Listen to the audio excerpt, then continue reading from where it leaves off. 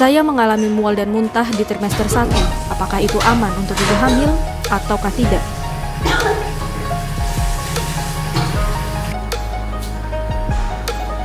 Cari tahu jawabannya, mari kita tanya dengan ahlinya.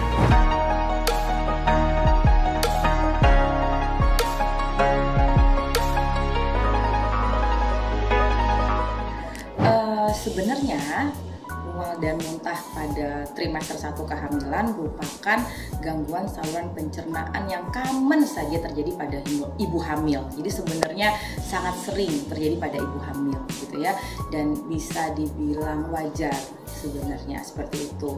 Jadi mual muntah itu terjadi karena peningkatan hormon kehamilan yang akan terus meningkat sampai nanti 14 minggu. Jadi sebenarnya itu hal yang wajar seperti itu.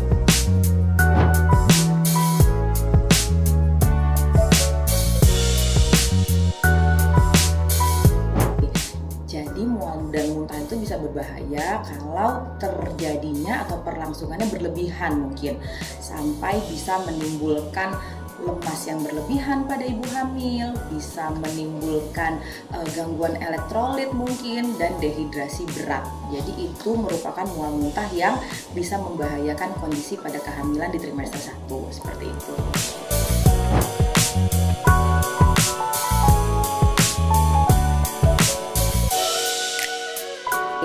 Jadi kalau sudah didapati gejala-gejala hiperemesis gravidarum dengan tanda dehidrasi berat, biasanya pasien tuh akan merasakan keluhan seperti lemas yang berlebihan, buang air kecilnya jadi jarang banget. Sedangkan kita tahu kalau ibu hamil tuh akan lebih sering buang air kecil kan gitu. Dan coba lihat kulitnya, kalau kulitnya atau bibirnya sudah misalnya pecah-pecah, sudah sangat kering gitu, itu merupakan mungkin saja tanda-tanda dehidrasi yang berlebihan seperti itu.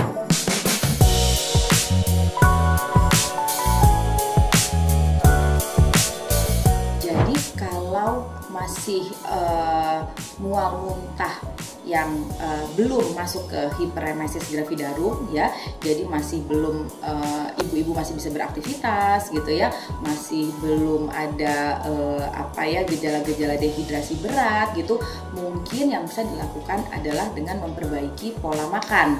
Jadi pola makan yang dianjurkan buat ibu hamil adalah small frequent feeding, jadi makan sedikit tapi sering.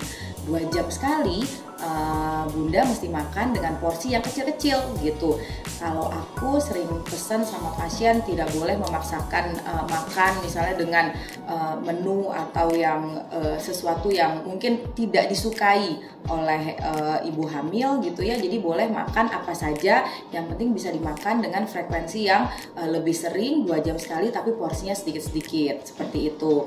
Atau bisa juga dengan minum air putih atau minum air lah ya yang lebih sering, gitu juga bisa mengurangi resiko mual muntahnya. Kemudian penggunaan jahe, nah ini sudah ada nih literaturnya, ngemut permen jahe atau malah misalnya bikin air jahe anget, itu ternyata cukup membantu untuk mengurangi mual muntah bunda semua gitu.